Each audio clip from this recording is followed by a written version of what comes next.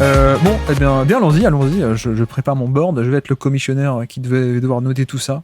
Je te laisse le premier choix, vu que tu es mon invité. Je te laisse le premier choix, je te laisse choisir, et puis on fera un chacun si ça te va. Quel est ton premier choix dans cette draft 2024 des moins de 25 ans du Basket Lab? C'est vraiment gentil de me donner le premier choix, mais tu sais très bien que c'est un cadeau empoisonné.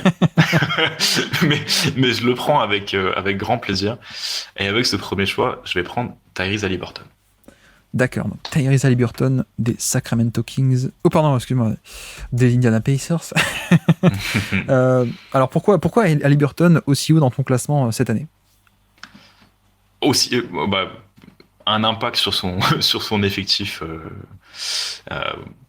excellent. Après, quand on parle des qualités individuelles du joueur, on a tout en fait avec Tyrese Haliburton. On a à la fois la qualité de scoring de manière efficace. On a une qualité de drive qui est vraiment en progrès qui est vraiment en progrès pour lui, avec une réussite au cercle qui continue à grimper. Et puis forcément, quand on parle de Tyrese Haliburton, il faut forcément mentionner le playmaking. Je pense qu'aujourd'hui, si c'est pas le meilleur passeur de la ligue, il s'en rapproche. Et en termes d'initiateur, tu vois, à part Luka Doncic qui a quitté le classement, on est dans le tout haut niveau de la ligue. Et chez les jeunes joueurs, pour moi, il se détache assez clairement. Il y en a un deuxième qui, pour moi, est à peu près dans le même bateau.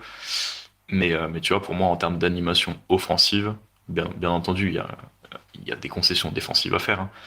Mais en termes de niveau offensif, qui est bien aidé par sa réussite au tir quand même. Tu vois, il est encore à 39% à 3 points cette année, avec du pull-up. Sur un régime de tir compliqué, il arrive quand même à avoir une efficacité hors du commun. 63% de true shooting cette année. Ouais. Donc voilà, tous ces aspects qui me font dire que voilà, pour moi, c'est le meilleur joueur après 2000. Voilà, c'est le meilleur millénial de la ligue actuellement. S'il y avait eu encore Luka Doncic, tu l'aurais pris devant Luka Doncic ou derrière quand même? Non, j'aurais gardé Luka Doncic en premier. Et s'il y avait eu Ja Morant ou SGA, qui tu aurais pris devant entre ces trois-là? J'aurais tendance à faire un classement SGA en 1, Haliburton en 2 et Ja Morant en 3. C'est peut-être un biais de récence dans la mesure où j'ai pas vu Ja Morant depuis longtemps. Ouais. Tu m'aurais posé la question il y a 6 mois avec le Tyrese Haliburton aujourd'hui. J'aurais peut-être dit Ja Morant, je l'aurais peut-être mieux placé, mais moi j'aurais quand même tendance à mettre Shai Gilgeous-Alexander un poil en haut par rapport à tout ce qu'il débloque par sa capacité en pénétration. Mais tu vois, je donnerais peut-être l'avantage à Haliburton sur Ja Morant, ne serait-ce que par le playmaking. Haliburton, ce qui est assez incroyable, c'est l'efficacité en fait déjà, premièrement. Je pense que c'était un peu à la draft, c'était pourtant un de ses défauts qui était pointé du doigt, c'était la mécanique de jump shot. Bon, tout le monde connaît l'histoire et finalement le jump shot rentre très bien, hein. On est sur plus de 40% à 3 points en carrière. Jamais une seule saison en dessous des 40%. C'est un niveau de la barre symbolique des shooters d'élite sur des gros volumes. Et en fait, la clé de tout ça pour moi, c'est le toucher de balle. Et ce que je répète souvent, moi, et je pense que je vais le répéter aujourd'hui. Pour moi, le combo un peu ultime, c'est toucher de balle et créativité. Pour moi, c'est ce qui fait que c'est ce qui offre des potentiels extrêmement grands. C'est ce qui, parfois, ça manque chez certains joueurs. Et du coup, moi, je pense qu'ils ont un potentiel un peu plus bas, notamment, peut-être qu'on en reparlera. Mais ouais, voilà, il y a ce côté avec Haliburton qui est un génie, hein. C'est littéralement un génie du basket. Et c'est vrai que pour le coup, j'ai toujours moi, les mêmes limites, les mêmes petites nuances, on va dire, qui me fait pas encore le mettre dans la catégorie peut-être tout en haut, tu vois. C'est à quel point est-ce qu'il peut forcer ou pas sur son propre scoring.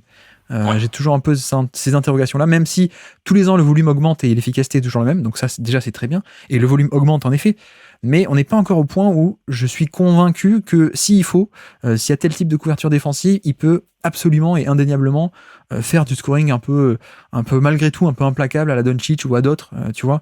C'est un peu ma seule limite. Et l'autre que j'ai, mais bon, je fais pas un préambule, hein, je l'adore et c'est un de mes chouchous, etc. Je pense que c'est le chouchou de beaucoup de monde et moi je suis extrêmement envoûté par ce joueur et par voilà, bref. Mais je sais pas à quel point, je suis peut-être un peu plus bas que toi alors sur le côté peut-être création de demi-terrain pour le coup. Je me demande en tout cas à quel point est-ce qu'il n'y a pas eu aussi une méga optimisation de la part des Pacers, et tant mieux. Mais à quel point est-ce qu'on n'est pas aussi sur quelqu'un qui est aussi fabuleux pour créer de la transition et aussi gagner beaucoup de points de ce côté, et à quel point, parce que tu t'en parlais de mettre limite au niveau de Luka Doncic ou d'autres en termes de meilleur passeur de NBA, bah tu vois, sur demi-terrain, je suis pas sûr que je le mettrais peut-être à ce niveau-là encore, en tout cas. Ouais, je comprends, je vois ce que tu veux dire. Là où je le trouve, tu vois, en progrès, c'est dans l'utilisation de l'espace, dans la création du premier décalage et ensuite juste les lectures peut-être un petit peu plus simples Ouais, que ce que ouais, peut ouais. faire Doncic. Ou lui, Doncic, en fait, il a pas besoin de créer le décalage par le dribble pour créer un décalage par la passe. Tu vois, Haliburton, il est encore dans. Après, c'est des grands, comment dire, c'est des grands idéotypes. Hein. Il faut pas trop généraliser. Mais tu vois, Haliburton, il est plutôt dans le. D'abord, je crée le décalage par le dribble ou sur le pick and roll. Et ensuite, j'exploite ça par la passe. Donc ouais, je vois ce que tu veux dire. Et puis, c'est vrai que voilà, c'est le joueur ultime en transition aujourd'hui. Défense, on s'en fiche un peu pour un créateur offensif de son Oui, niveau et de son poste en plus. C'est pas comme si il perdait beaucoup de points parce que des pivots peut-être ça serait plus handicapant. Un meneur ça va. Je pense qu'on est un peu d'accord aussi là-dessus. Ok, très bien pour Haliburton. Donc je note premier choix de la draft 2024 du Basket Lab des moins de 25 ans Haliburton. Et donc en deuxième pick, c'est à moi. Eh bien, je vais partir sur Zion Williamson du coup. Est-ce que c'est à lui que tu pensais? non. Ah, c'était pas Non, à lui non, que tu pensais. il était troisième sur mon. Il était dans mon tier 1. Tu D'accord. vois, j'avais 3 joueurs sur mon tier 1. Et j'avais l'impression que. Enfin, en fait, j'avais l'impression que je le mettais super haut par rapport à sa production de cette année. C'est vrai. Donc, justement, toi, qu'est-ce qui te pousse, toi, à le mettre en deuxième?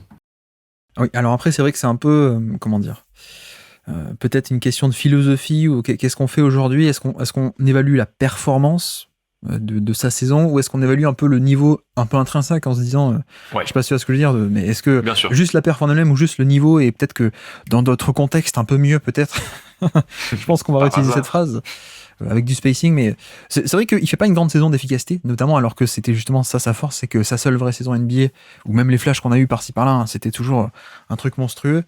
Mais c'est peut-être aussi pour ça que moi je le mets pour l'instant deuxième aujourd'hui derrière Haliburton. Je pense que j'aurais pris Haliburton aussi en numéro 1 pour le coup. Mais oui, on a un peu ce truc de cette frustration de, comme toujours, de le voir dans un spacing pas top. Et malgré tout, en plus, malgré tout, bah même dans du mauvais spacing, en fait, il arrive à se créer des trucs, quoi. Donc ça qui est, ça qui est assez dingue. Je crois que j'ai posté un truc là récemment sur Twitter y a pas d'espace, et il va dans les petits espaces, il contourne Valanciunas, il contourne deux défenseurs, il va quand même au panier, quoi. Et je me dis, il pourrait faire tellement plus, et tu vois, un Zion optimisé, pour moi, pourrait totalement être premier devant Haliburton aujourd'hui. Totalement. Ouais, bien sûr. Et parce qu'il y a ce côté, voilà, création sur du drive, pas du passing magnifique, mais tout de même, je pense un passeur bien meilleur que ce que les gens ne pensent. Ça va pas être des passes flashy, mais c'est vraiment un passeur avec une bonne réactivité, avec de bons instincts. Enfin, voilà, il fait des bonnes lectures aussi. Il va pas faire des lectures ultra avancées, mais tout de même, il y a de quoi. Et puis surtout, il crée des décalages qui sont tellement énormes de par son impact sur drive que c'est absolument fantastique, quoi. Je veux dire, c'est un mec qui est petit, donc il a un centre de gravité très bas, mais en même temps, il est extrêmement costaud. Donc ce centre de gravité très bas, enfin voilà, c'est quand tu pousses, the lowest man wins, comme dit Draymond et comme disent beaucoup de monde. Mais en plus, lui, il est lourd, donc il utilise bien ce centre de gravité, et en plus, il est hyper rapide. C'est vraiment une anomalie pour les humains, en fait, hein, presque, on peut dire. Ouais. Et la seule nuance que j'aurais aussi, au-delà de son scoring qui, bon, il n'y a pas de jump shot, etc. Et parfois ça peut gêner. Mais c'est au niveau de la défense, tu vois. Je pense que ça va être difficile à terme, parce que l'optimiser offensivement, c'est facile, tu lui mets du spacing. Mais à quel point ça va pas être compliqué aussi de lui trouver un partenaire défensif, parce que on est quand même pas trop sur un intérieur défensif, je trouve. Bah non, clairement pas. Clairement pas. Il a toujours été. C'est encore un cliché, mais il y a toujours ce truc de. En fait, est-ce que c'est un poste 4 défensif? Est-ce que c'est un poste 5? Et en fait, c'est pas forcément. Il rentre pas forcément dans un des deux idéotypes, quoi. Et on a tous cette envie de le voir évoluer au poste 5 à terme, parce que c'est ce qui est plus facile peut-être pour optimiser son côté offensif, puisque plus facile de mettre 4 shooters à côté si tu utilises un poste 5. Après, le problème, c'est toujours est-ce que tu es prêt à en faire ton encre défensive au poste 5, ou bien il faut que tu compenses avec de la protection de cercle secondaire. Mais à ce moment-là, il faut que tu trouves un poste 4 qui a un profil qui peut faire les deux, et ça, c'est aussi rare. Donc, Ouais. il est plutôt difficile à optimiser collectivement du côté défensif, je suis d'accord avec toi. Oui, et puis, enfin, je pense qu'on peut faire largement mieux en termes de contexte, évidemment, mais tu vois, ça me fait un peu penser. Bon, il y a la question des blessures aussi, mais on n'en parle pas aujourd'hui quand on parle de niveau de jeu. Pour moi, défensivement, pour l'instant, c'est un négatif. En tout cas, moyen ou moyen mauvais. Mais clairement, tu parlais de le mettre en poste 5, bah ouais, ça serait idéal pour le spacing, mais c'est pas possible défensivement pour moi. Et même en poste 4, actuellement, c'est un peu compliqué parce que il est pas si grand que ça, justement. Il est pas si grand que ça, il est pas si long que ça. Et il a jamais été bon, jamais été fantastique sur la défense sans ballon, la défense collective, l'effort toujours un peu irrégulier. Moi, je sais que je l'avais beaucoup scouté à Duke, j'avais fait à peu près 50 heures de scouting report à l'époque. Et en fait, non, il n'y avait pas que les flashs, quoi. Il n'y a pas que les flashs, il n'y a pas que le fameux contre sur DeAndre Hunter où il traverse tout le terrain et il fait ce close-out fameux. Il n'y a pas que ça, il y a quand même beaucoup d'erreurs. Donc j'ai un peu cette nuance-là, mais pour revenir, pardon, à ce que je voulais dire, il me fait un peu penser, en un sens, au Giannis Antetokounmpo d'avant Budenholzer, en un sens. Où finalement, on a vu un vrai step-up entre 2018 et 2019 chez Giannis. Et à quel point est-ce que c'était le joueur qui a progressé, mais à quel point aussi est-ce que c'était pas simplement une recontextualisation, une re-optimisation en fait, de simplement tu lui mets Brook Lopez à côté, qui a du spacing plutôt que Greg Monroe et tous ces mecs-là, et tu lui mets du spacing autour et en fait il peut opérer là-dedans. Et je me demande à quel point, bon il sera pas là dans le classement l'an prochain, hein, mais à quel point on n'aura pas peut-être d'ici 1, 2, 3 ans un Zion All-NBA First Team parce que ce sera un mec qui évoluera dans du spacing et que ok, il y aura des compromis défensifs, mais la création offensive sera tellement absurde que ça en vaudra le coup, quoi. Juste, est-ce que tu donnes une once d'importance au fait que les Pelicans apparemment jouent beaucoup mieux quand Zion n'est pas sur le terrain que quand il est sur le terrain? J'ai vu ça. Et je ne sais pas quoi en penser, et c'est aussi pour ça que les chiffres de WoWi, faut aussi faire attention dans certains cas, notamment avec des petits échantillons. C'est pour ça qu'on en parle à la fin de saison, qu'il y a des gros échantillons, mais même là, c'est un peu limite. Mais ouais, je sais pas trop comment expliquer, je ne sais pas. Ouais, ça peut être qualité des backups. Moi, je trouve que Larry Nance, il est formidable. Donc, parfois, quand c'est Larry Nance qui rentre pour Zion, c'est peut-être ça. Oui. Je sais pas. En tout cas, je peux à la limite comprendre qu'il soit légèrement meilleur. Mais là, on parle quand même de 6 de différence. Ils sont à plus 1,47 quand Zion est sur le terrain, 8,80 quand Zion n'est pas sur le terrain. Il y a clairement du bruit statistique, mais à voir si sur la durée, ça se confirme. Ouais, d'accord.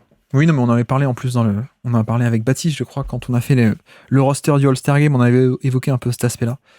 À voir sur la totalité de la saison, etc. Mais oui, d'ailleurs, je l'ai pas dit, mais Haliburton, donc numéro 1, Zion en 2. Haliburton, c'est son anniversaire aujourd'hui. C'est l'anniversaire d'Haliburton, c'est aujourd'hui où on enregistre. FD, c'est assez notable parce qu'on est le 29 février. Donc c'est pas souvent son anniversaire. Ouais, c'est notre petit cadeau pour lui, un petit cadeau pour Tyrese. On est le 29 février, ça tombe une fois tous les 4 ans littéralement. Voilà, petit cadeau pour toi Tyrese. Merci d'avoir écouté cet extrait. S'il vous a plu, l'émission complète est disponible en description et on se donne rendez-vous sur le feed principal du Basket Lab pour l'intégralité des podcasts. À bientôt.